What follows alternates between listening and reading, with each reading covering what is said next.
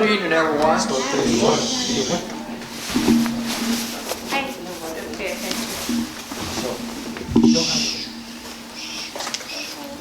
think everyone's here that's going to make it. So we'll go ahead and get started. We're in the Book of Ruth. Yeah, it had been asked if we'd do a study in the Book of Ruth, and then so we made that decision, and we started, I guess, 2 weeks ago, I think. We got stormed out last week, if I remember right. Well, I'm not sure. Anyway, we're back in Ruth. We had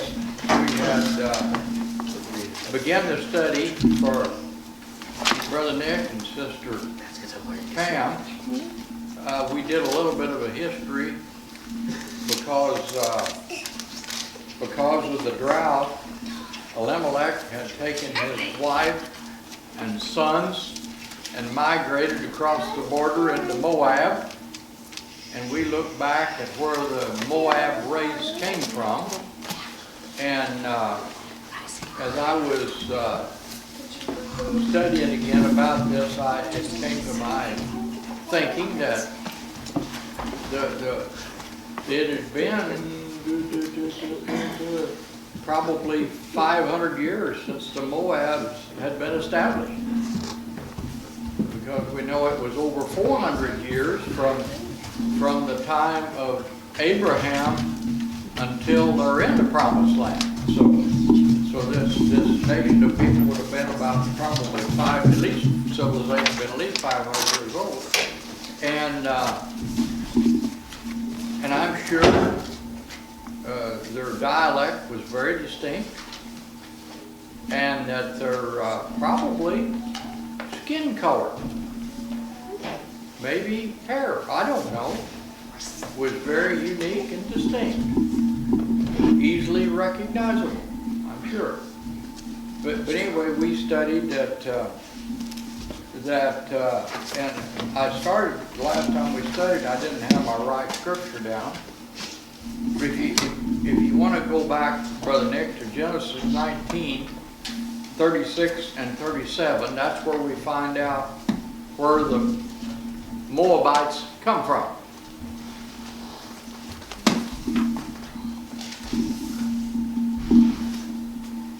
Where the Moabite race comes from. Oh, here comes some more. Here we go. Come in, guys. Well, I didn't know if they were going to be here or not. We have to have it done hard, so. Well, they are. That's good. That's a good thing.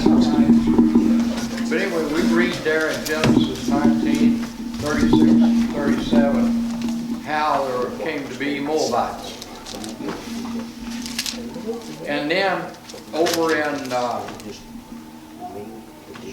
Numbers 22, in verses,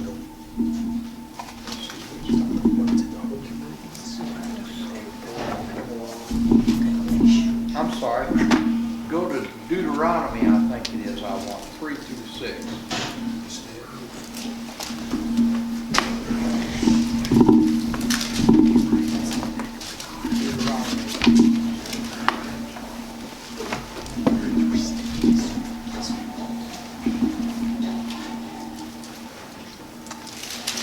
The instructions Moses gave them about their relationship with these Moabites.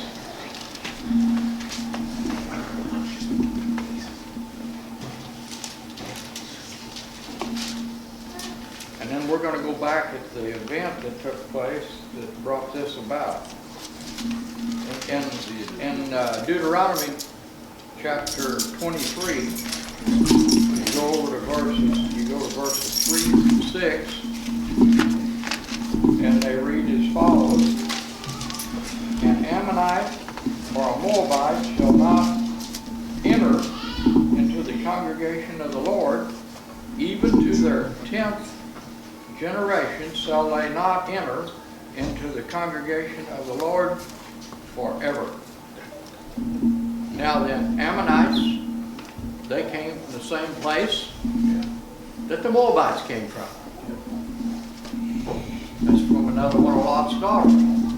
But anyway, we read here that they're never to enter into the congregation of the Lord, into the worship service. We're not supposed to do that.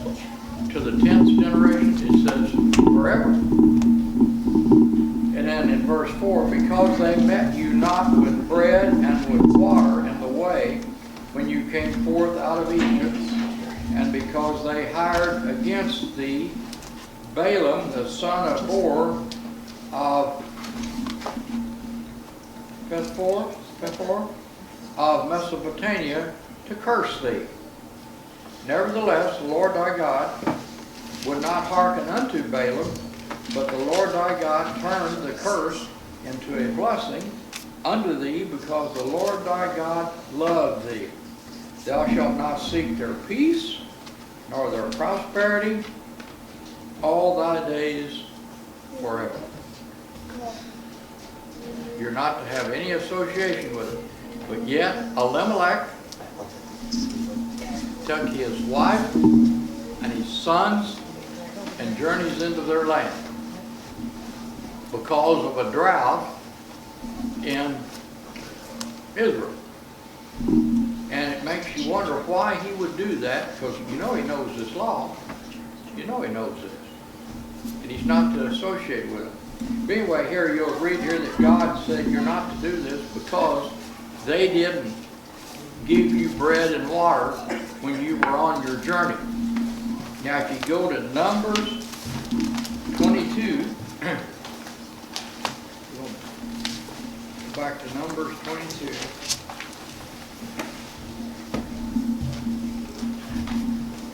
This is an awesome read.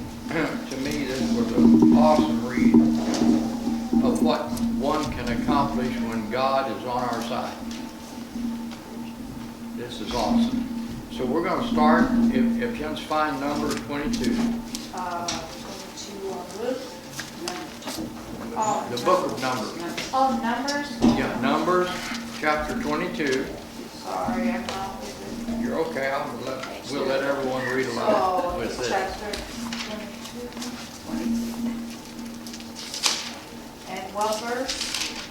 Start with verse 1. We'll ask you to read that one, and then we'll go around. Then the children of Israel moved and camped in the plains of Moab on the side of the Jordan across from Jericho. Now, That's verse 1. okay. Now, we see here, they're on their journey from Egypt to the Promised Land, and they camped. What does it say? They've camped in the plains of Moab. They're journeying through the nation of Moab. That's what they're doing, on their way from Egypt to the Promised Land. Verse 2, Miss Linda, if you've got And that. Balak, the son of Zippor, saw all that Israel had done to the Amorites. Now then, they had just simply decimated and devastated the Amorites on the way through before they came to this plains of Moab. And so they had just literally set fear in these people. But verse 3, Brother Bill. And Moab was sore afraid of the people, because they were many, and Moab was distressed because the children of Israel. Yeah, see, now he's worried. This is this is the nation of Moab is really afraid. Yeah, they were really filling out a place, weren't they? Yeah, they were because of this. Now we've talked about how many Israelites there was by this time, and I believe, Brother Bill, you read or something that there was 600,000 men. 660,000 men. So when you put wives and children in, maybe 3 million. And that's a terrifying number coming through your country. And see, the Moabites had just seen what they'd done to the Amorites. The main thing though is they had God on their side. Yeah, I know it, but we're gonna really find that out. God steps up. Brother Nick, verse 4. And Moab said unto the elders of Midian, Now shall this company lick up all that are round about us, as the ox licketh up the grass of the field. And Balak, the son of Zippor, was king of the Moabites at that time. At this particular time, the Moabite, Balak is the king. And see, he's meeting with all the elders of this region. And he says, now we know what they done to the Amorites. And it's interesting how he goes about trying to take care of the Israelites. He doesn't say, guys, we need to put an army together and get ready to fight. He has a different plan, and we'll see that. It's interesting how he goes about trying to deal with them. And Miss Pam, verse 5. He sent messengers therefore unto Balaam, the son of Beor, and to Pethor, which is by the river of the land of the children of his people, to call him, saying, Behold, there is a people come out from Egypt. Behold, they cover the face of the earth, and they bite over against me. Yeah, see, he sends for this prophet, Balaam. And says, I need your help. Because he said, this great group of people is camped over here against me. They're right here. They're right here in my face. Verse 6. Dale, if you got that.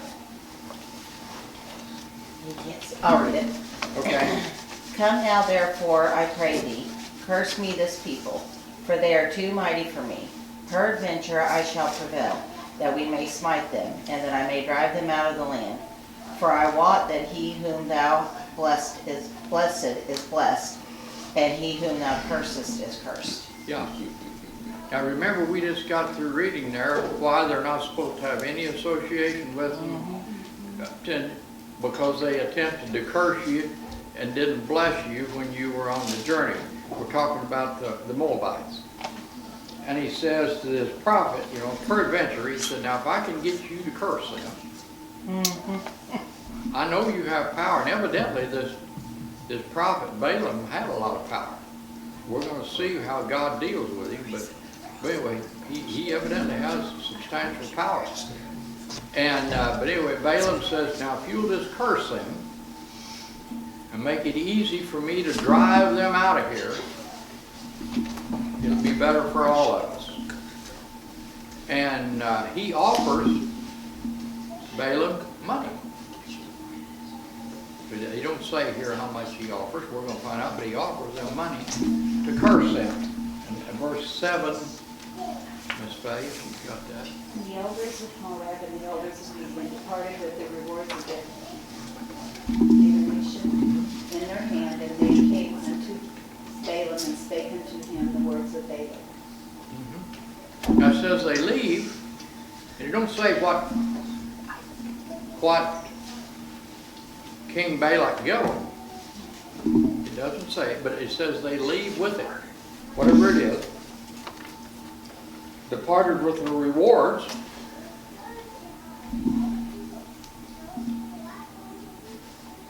And they go back to Balaam and share with him all the words. Go back to Balaam and share with him all the words of Balak, the concerns he has. Conager, verse 8.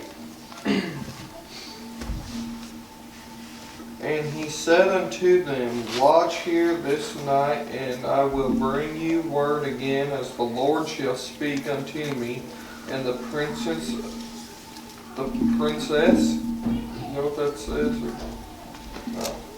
Of Moab abode with Balaam. In other words, the prince is the leaders of Moab. He says, wait here a while, and I'll get you an answer. I I gotta think about it. You've asked me a pretty serious request here, and I've gotta think about it. And then verse 9. You guys wanna read back there? I don't think they're on the right spot. That's what I'm looking for. Okay. They're in Numbers. We're in Numbers 22. We're in Numbers 22 and we're in verse 9. All right.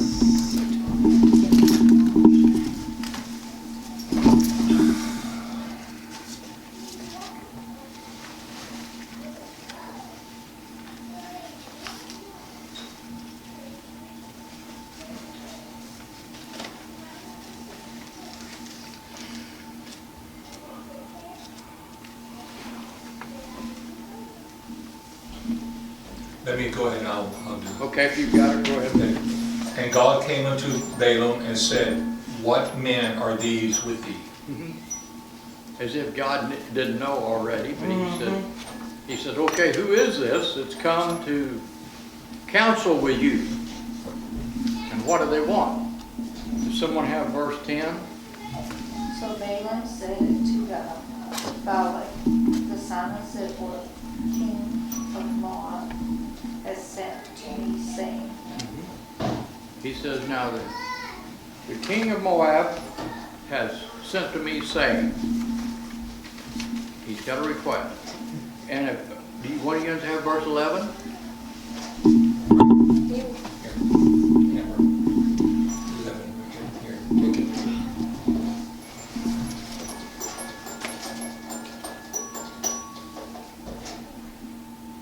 Verse 11.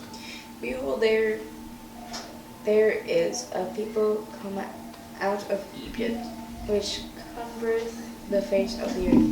Come now, curse me, then peradventure I shall be able to overcome them and drive them out. This is exactly word for word the request that Balak had sent through messengers to bring to the prophet Balaam. And so God says, by the way, Balaam, what's going on? And then he says, he's just repeating to God what these messengers has brought to him. That was verse 11. He said, now, out of Egypt. And I gotta believe Moab know who these are. Gotta know who they are. Gotta know who their God is. He's gotta know. And that's why I think he's so afraid of it. But anyway, he says, curse me then, on my behalf, prophet Balaam, curse these people, so that I can drive them out of here, wipe them out. And then in verse 12, I mean, this is beautiful. This gives me goosebumps every time I read this. I mean, it does. It gives me goosebumps. Have you got it over there in the corner? You want to read it? CJ? Verse 12.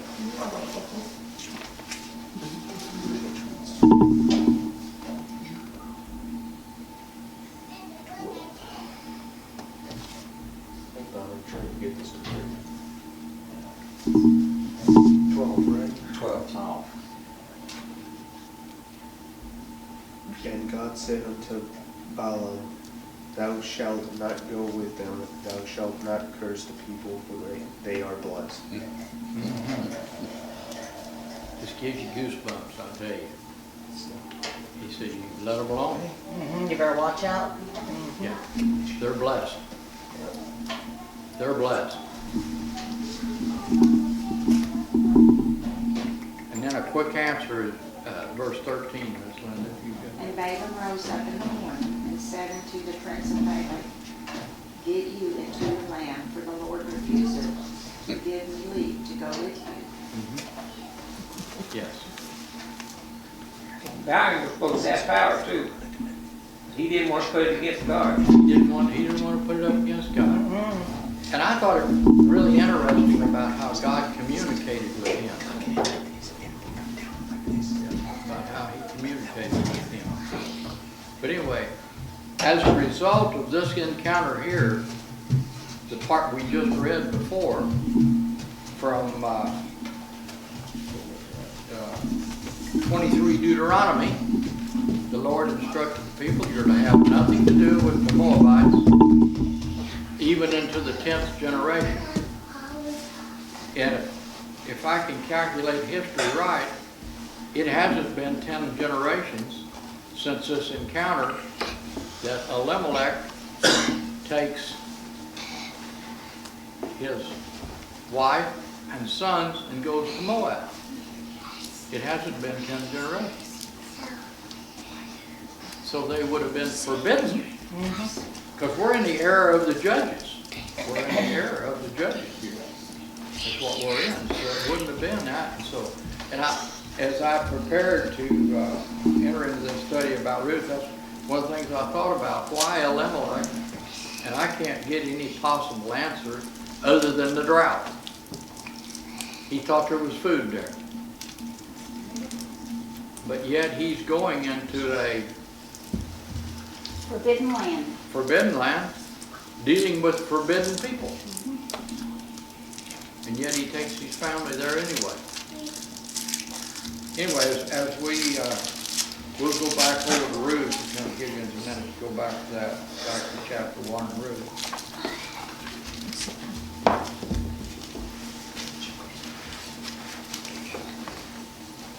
And we covered the last time we studied about how Elimelech dies not too long after they go. As best I can glean from Scripture, from the time Elimelech leaves Israel, or Bethlehem, the area there, Judah, the area he's in, from the time he leaves there, goes to Moab, till Naomi and Ruth return, is about 10 years. About a decade of time has taken place. And we studied, the last time we studied, that Ruth got word, and I said, I don't know how she got the word, but Ruth got word, not Ruth, I'm sorry, Naomi got word that there was rain and abundant grain back in the hometown. And I shared last time we studied, Brother Nick, I'm pretty sure it wasn't a text she got. But I don't know how she got word, because it says that she got word that there was Probably grain. a smoke signal. Yeah, I'm not sure how she got word. I don't know whether it was a trading caravan or what it was. Can't say. But anyway, what verse was that?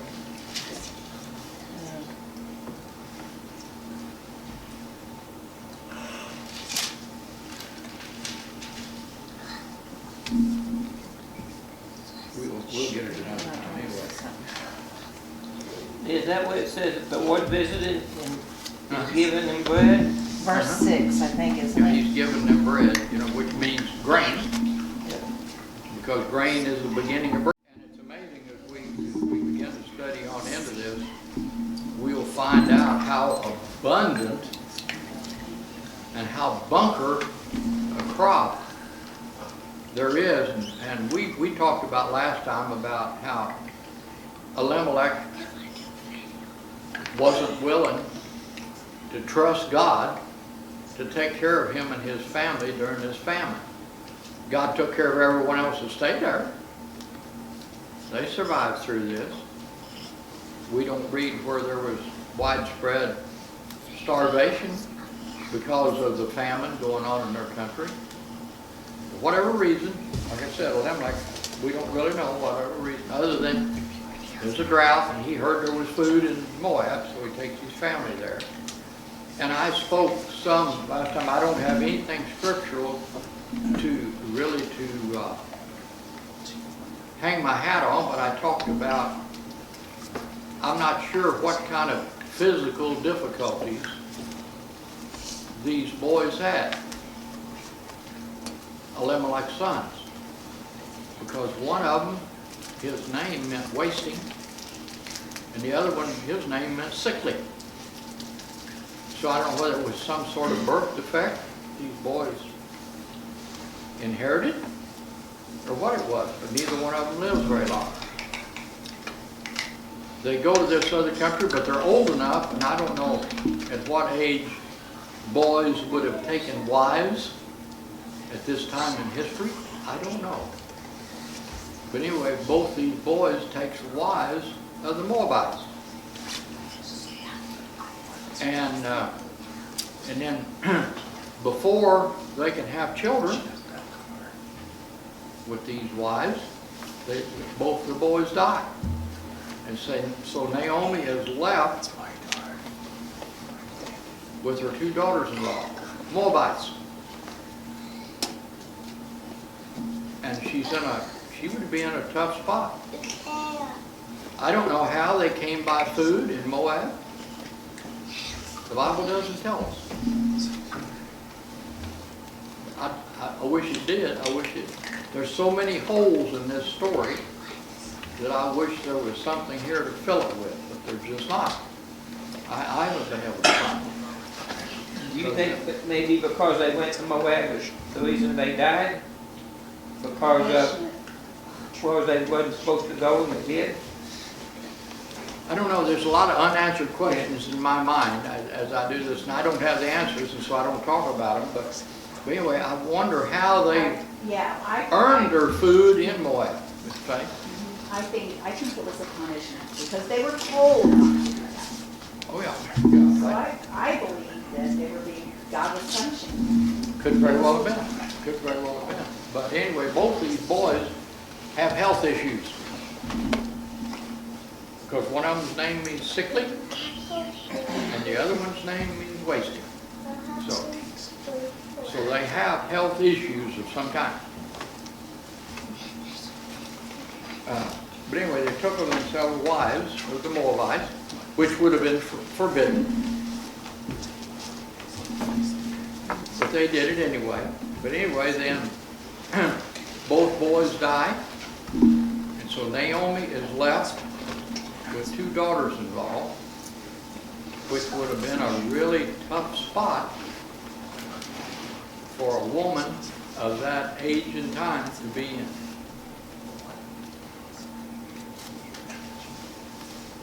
Anyway,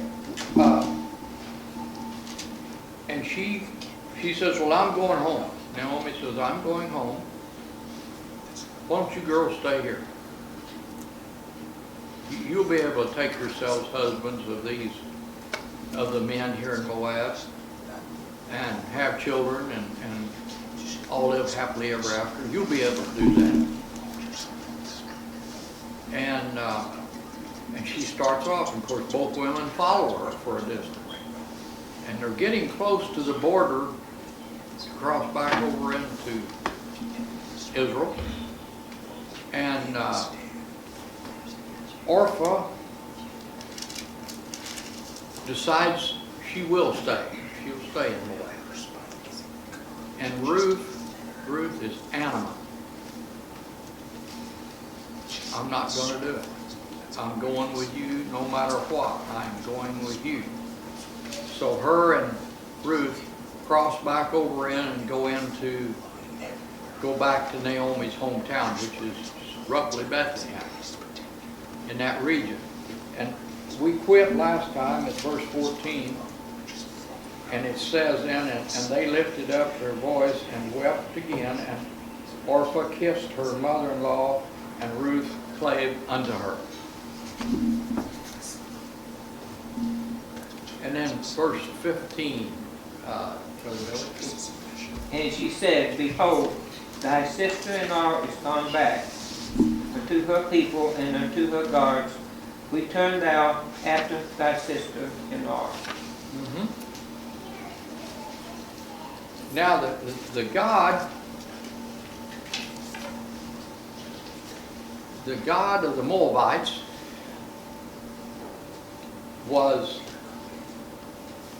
Chemosh, Shemosh. Now had Ruth have stayed, her and her sister-in-law, they would have been expected to worship this God. And if you want to turn back quickly to Numbers chapter 21, again, we'll play musical pages tonight.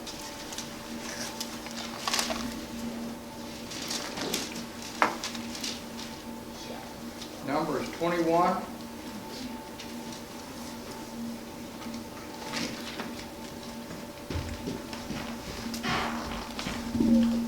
No, I've got the wrong one.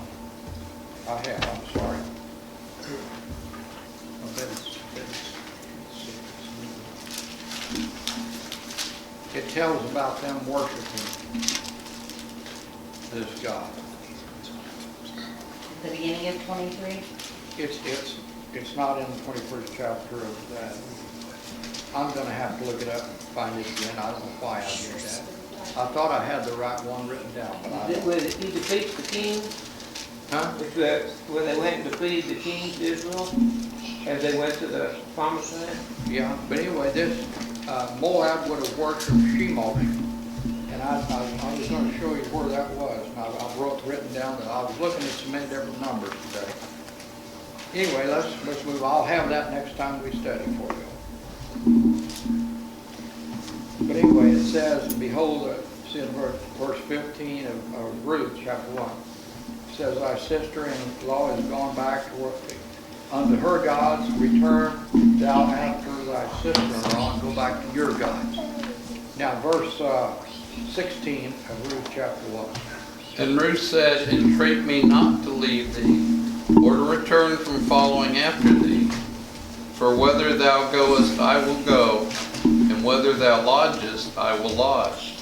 Thy people shall be my people, and thy God my God. What a testimony. What a testimony. What's another event that takes place quite often that this passage of Scripture is used in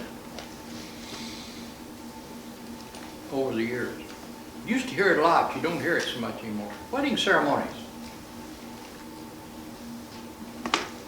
You used to hear it a lot, you don't hear it much anymore. You used to hear that phrase a lot. It would be used.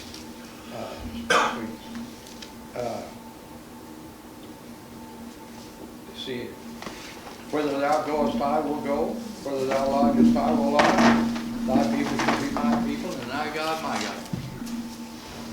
What a beautiful testimony though Ruth gives here of what she wants to do and what she's willing to do. Verse 17.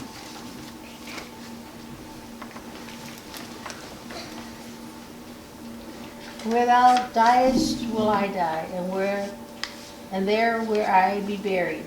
The Lord do so to me, and more also, if aught but death part thee and me. Mm-hmm.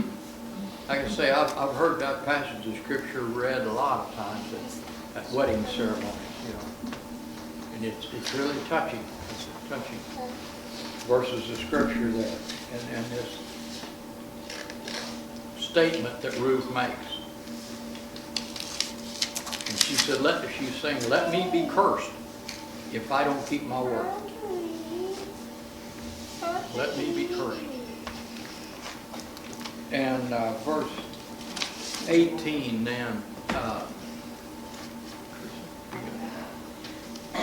When he saw that she was steadfast, when she saw that she was steadfastly minded to go with her, then she loved speaking unto her.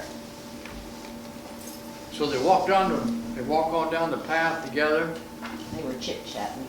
talking to one another. Yeah, it's a good day. It is. It's a good day. They're enjoying the day from that point on, which is beautiful. This is a beautiful scene. I wish I could paint it in words more clear than I can, but this is a beautiful scene you see going down the road. Naomi on her way back home, Ruth right by her. They're making small talk as they journey on their way down the road back to Bethlehem. And verse 19, Spade. So they too went until they came to Bethlehem. And it came to pass when they were come to Bethlehem that all the cities looked about them, and they said, is this Naomi? Mm-hmm. Yeah. I don't know how she announces her return. It doesn't say here. It just says she's home. She's there. She's back in Bethlehem. Everybody was excited to see her, weren't they? Yeah, they are. They're excited to see her. And then Naomi makes a really profound statement here. Bill, you got that? And she said unto them, call me not Naomi, call me Mara, for the Almighty has dealt very bitterly with me. Yeah, the name Mara means bitter. That's what it means. She said, from now on, don't call me Naomi anymore, call me Mara. Because I'm bitter. But we understand that because she lost her loved ones. Yes. She has lost her husband and both her sons and has no grandchildren. And lost one of her daughter-in-laws, really. Yeah. I But I mean, said, she is- and has no grandchildren. Mhm. That's a terrible plight to be in. Especially no grandsons. Because she had a good daughter-in-law. Yes. And She did. you stop and think about this. Manual labor was a way of life here. And that's why as people got older, they hoped they had children because that was their Social Security, was children, to take care of their parents. Even in the United States, in the 1800s, you had boys so they could work in the fields. I was going to say, even in the 1900s, Yeah, probably. way up into the 1900s. And I'd say till the mid-1900s, families hoped for lots of boys so they could farm more ground. Child And then- labor wasn't a thing back then, was it? No, No, wasn't no such thing. no, No. I've said in Sunday school class, I don't know how many times, there wasn't a family services agency on every corner, you know. No.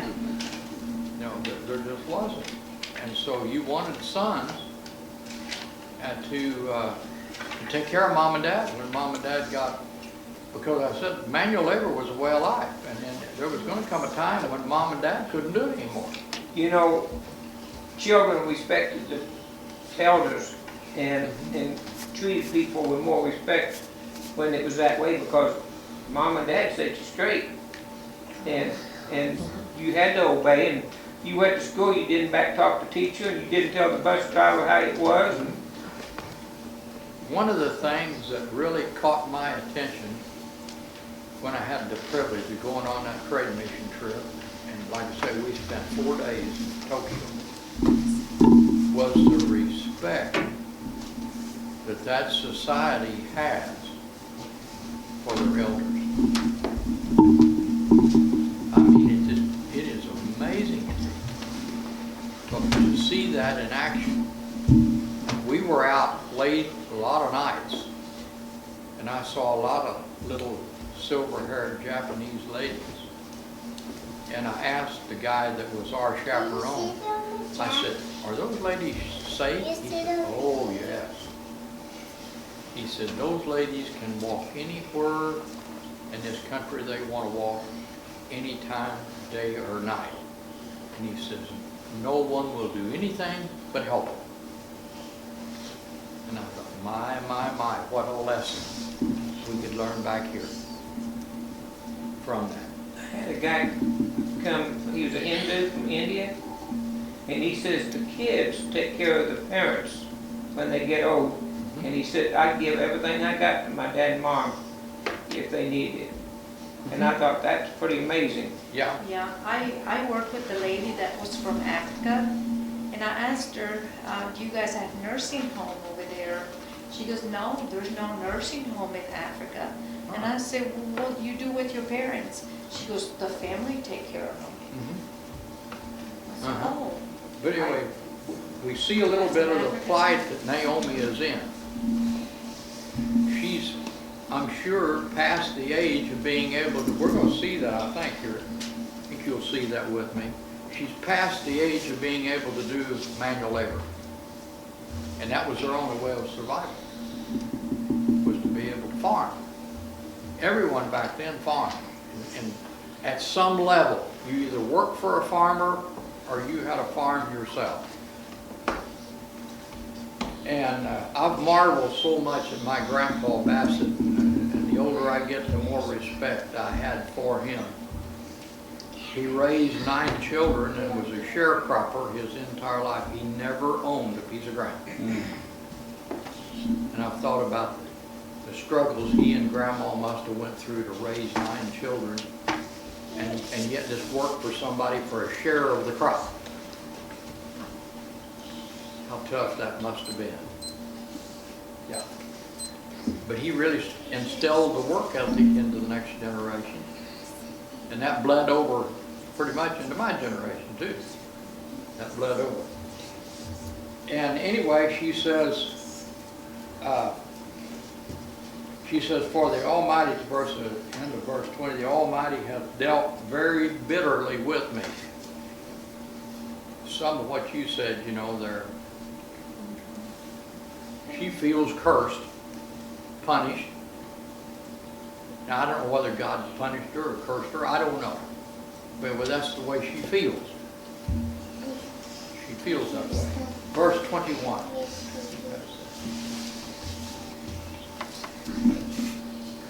Hanukkah, did you read? Hanukkah, take it.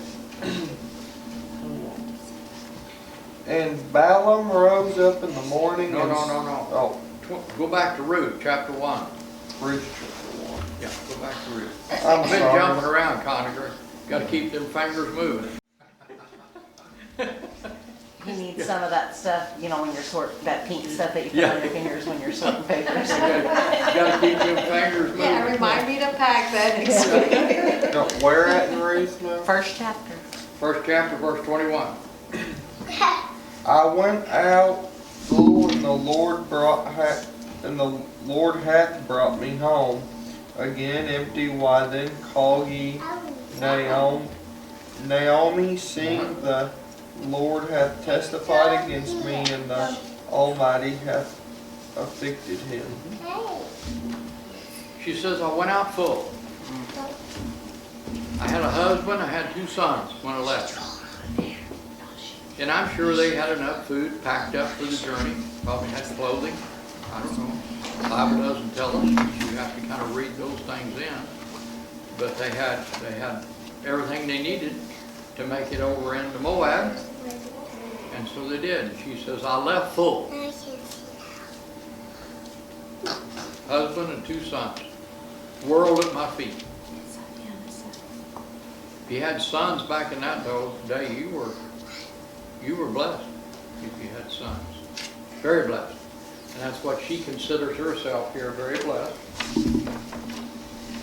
But she said, God brought me home empty. I'm back home, I'm empty. I'm broke. I don't have anything to start over with. I'm in a very helpless, hopeless situation. And she says, so don't call me Naomi. She said, don't do that.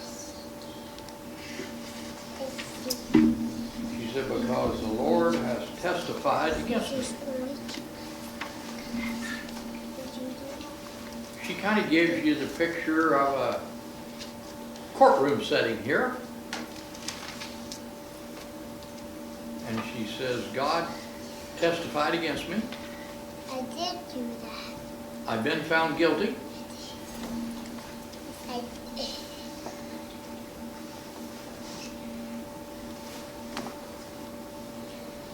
And so God afflicted me. That was my punishment from the court. It's kind of the picture I take away from this scene here as she's talking to these people that I'm sure there was 10 years, there's a lot of people that still remember. Still a lot of people that know her when she comes back home. And verse 22. Amber, take that right there. So Naomi returned, and Ruth the Moabitess, her daughter-in-law, with her, which returned out of the country of Moab. And they came to Bethlehem in the beginning of barley harvest.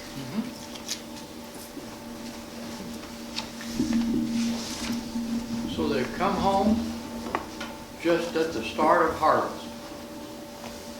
It's a beautiful time, and we're going to, as we read forward, we're not going to go any further tonight. We won't start on on chapter 2.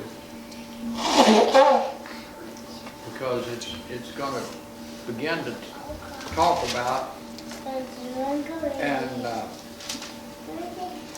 don't know whether you've ever heard me say it, Brother Nick, but in my own time when I'm kind of out by myself and I'm studying, I like to study about the kinsman redeemer.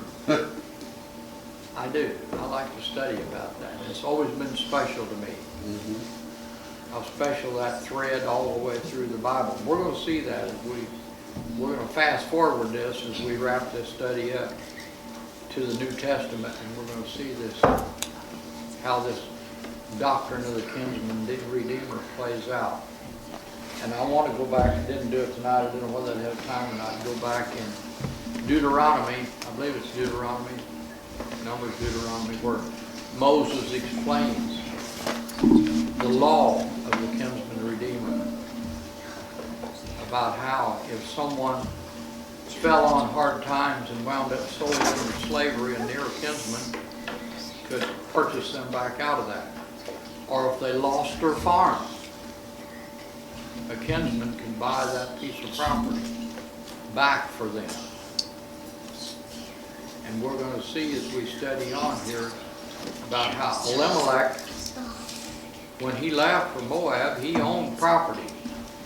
I don't think we'll hear that, but he may have sold it as part of the preparation for the trip to Moab. I don't know. But anyway, we're going to find that he owned property. And how Boaz purchases that back for Naomi, so that she has land now. And so she has an economic base to survive from. And this is such a beautiful story, and then we'll see, and I hope as we study on through this, you'll see, I know I saw in this about how Jesus came as a near kinsman of ours and paid the debt that we owed and purchased salvation for each and every one of us that accepts Him as our Savior. And that's always been so beautiful and special to me, because of the fact of Ruth. See, Ruth is a Gentile. She's David's grandma, King David's grandma. Jesus came through the lineage of David. He's our near kinsman because he had Gentile blood in him. So he's our near kinsman. Made him the perfect near kinsman to everyone on the earth. And that's a beautiful picture when we follow that on through, and I hope you see that as we study this and follow this on through the New Testament. How beautiful and how special it is.